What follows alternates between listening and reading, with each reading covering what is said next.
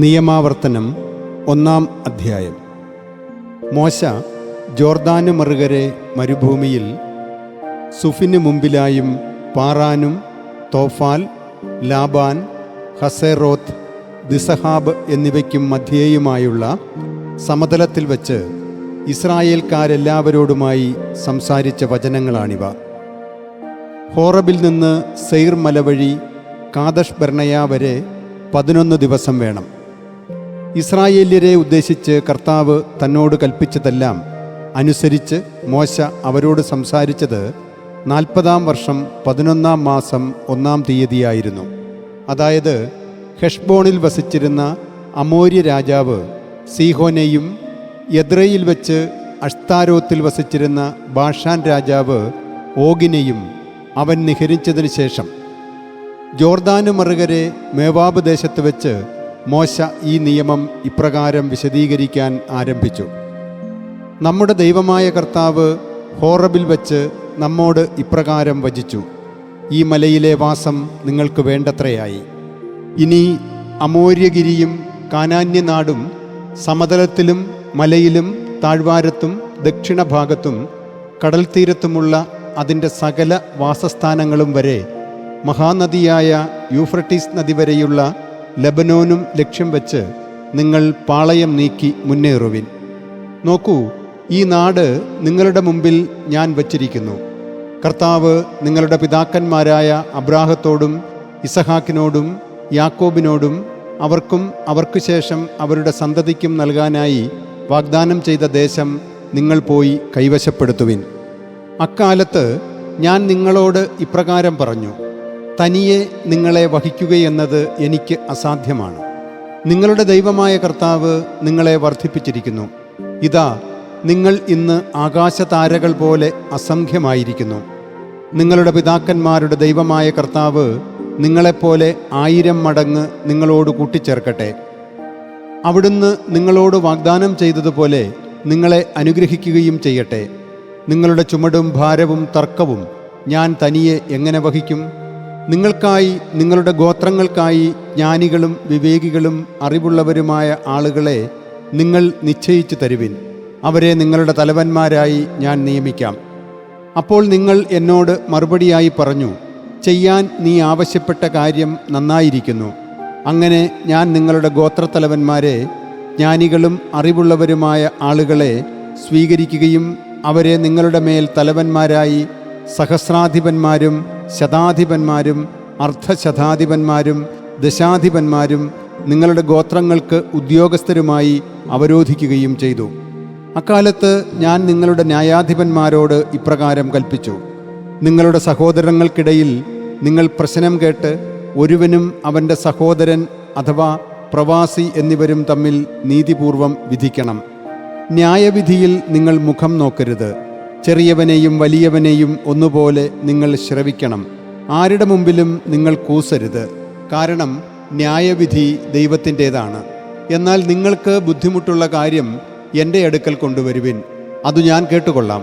അക്കാലത്ത് നിങ്ങൾ ചെയ്യേണ്ട കാര്യങ്ങളെല്ലാം ഞാൻ നിങ്ങളെ അനുശാസിക്കുകയുണ്ടായി.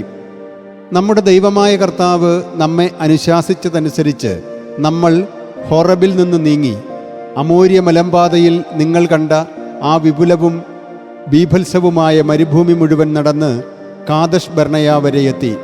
അപ്പോൾ ഞാൻ നിങ്ങളോട് പറയുകയുണ്ടായി: നമ്മുടെ ദൈവമായ കർത്താവ് നമുക്ക് തരുന്ന അമോര്യ മല വരെ നിങ്ങൾ എത്തിയിരിക്കുന്നു.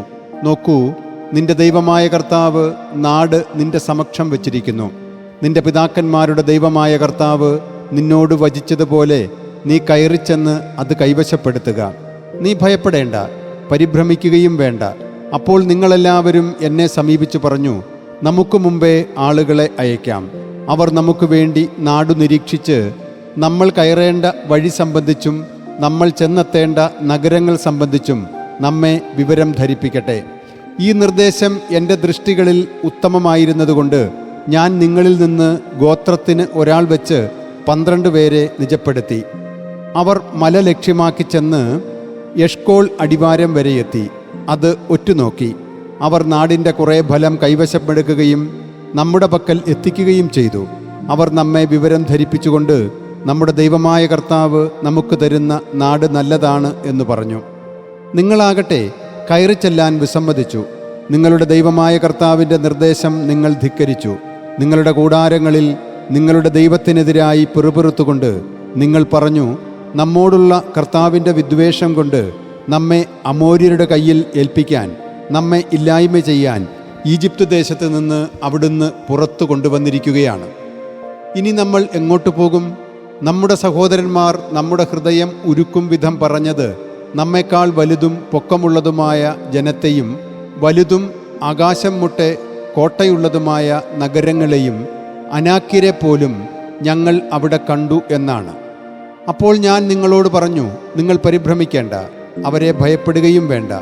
നിങ്ങളുടെ മുമ്പേ നടക്കുന്ന നിങ്ങളുടെ ദൈവമായ കർത്താവ് തന്നെ ഈജിപ്തിൽ നിങ്ങളുടെ കൺമുമ്പിൽ നിങ്ങളോടൊത്ത് പ്രവർത്തിച്ചതുപോലെയെല്ലാം നിങ്ങൾക്ക് വേണ്ടി യുദ്ധം ചെയ്തുകൊള്ളും. ഈ സ്ഥലത്ത് നിങ്ങൾ വന്നെത്തുന്നതുവരെ നിങ്ങൾ സഞ്ചരിച്ച വഴിയെല്ലാം നിങ്ങളുടെ ദൈവമായ കർത്താവ് നിങ്ങളെ ഒരാൾ തൻ്റെ മകനെ വഹിക്കുന്നത് പോലെ സംവഹിക്കുന്നത് നിങ്ങൾ മരുഭൂമിയിൽ കണ്ടു. എങ്കിലും ഇക്കാര്യത്തിൽ നിങ്ങൾ നിങ്ങളുടെ ദൈവമായ കർത്താവിൽ വിശ്വാസമർപ്പിക്കുന്നവരായിരുന്നില്ല. അവിടുന്നാകട്ടെ നിങ്ങൾക്ക് തങ്ങാനുള്ള സ്ഥലം നിങ്ങൾക്ക് വേണ്ടി തിരയാൻ, നിങ്ങൾ സഞ്ചരിക്കേണ്ട പാതയിൽ നിങ്ങൾക്ക് വഴികാട്ടാൻ രാത്രി അഗ്നിയിലും പകൽ മേഘത്തിലും നിങ്ങൾക്ക് മുമ്പേ നടക്കുന്നവനായിരുന്നു. കർത്താവ് നിങ്ങളുടെ വാക്കുകളുടെ ആരവം കേട്ട് കുപിതനായി ഇപ്രകാരം ശപഥം ചെയ്തു: ഈ ദുഷിച്ച തലമുറ, ഈ ആളുകളിലെ ഒരാൾ പോലും നിങ്ങളുടെ പിതാക്കന്മാർക്ക് നൽകാൻ ഞാൻ ശപഥം ചെയ്ത നല്ല ദേശം കാണുകയില്ല. യെഫുന്നയുടെ മകനായ കാലബാണ് ഒരു അപവാദം. അവൻ അത് കാണും. അവൻ പദമൂന്നിയ നാട് അവനും അവൻ്റെ മക്കൾക്കും ഞാൻ നൽകും.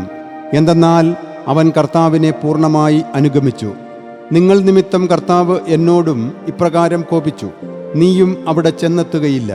നിന്റെ മുമ്പിൽ തുണ നിൽക്കുന്നവനും നൂനിൻ്റെ പുത്രനുമായ ജോഷുവ അവിടെ ചെന്നെത്തും. അവനെ നീ ശക്തിപ്പെടുത്തുക. എന്തെന്നാൽ അവനാണ് ഇസ്രായേലിന് ദേശം അവകാശമാക്കി കൊടുക്കുന്നത്.